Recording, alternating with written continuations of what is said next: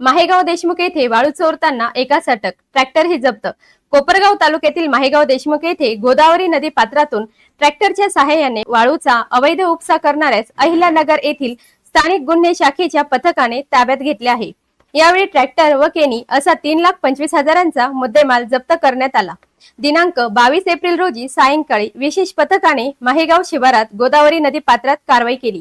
अशोक उत्तम बोरोडे वय 26 राहणार मुर्शदपूर तालुका कोपरगाव हा ट्रॅक्टर केनीच्या सहाय्याने नदी पात्रातून अवैध वाळू उपसा करीत होता। पोलिसांनी छापा टाकून बोरोडे यास ताब्यात घेतले। त्याच्याकडून 3 लाख रुपये किमतीचा एक ट्रॅक्टर, 25,000 रुपयांची ट्रॅक्टरला जोडलेली लोखंडी केनी असा मुद्देमाल हस्तगत करण्यात आला। पोलीस कॉन्स्टेबल प्रमोद जाधव यांच्या फिर्यादीवरून कोपरगाव तालुका पोलीस ठाण्यात अशोक बोरोडे विरुद्ध गुन्हा दाखल करण्यात आला आहे। पोलीस अधीक्षक सोमनाथ घारगे यांच्या सूचनेनुसार एलसीबीचे पोलीस निरीक्षक किरण कुमार कबाडी यांच्या मार्गदर्शनाखाली पोलीस उपनिरीक्षक संदीप मुरकुटे, पोलीस अंमलदार प्रशांत राठोड, रमेश राजा अत्तार, प्रमोद जाधव, विशाल तनपुरे, भगवान थोरात, चालक अरुण मोरे यांच्या पथकाने ही कारवाई केली आहे। ऑस्कर न्यूज साठी रेणुका ढमाले सह अनिकेत।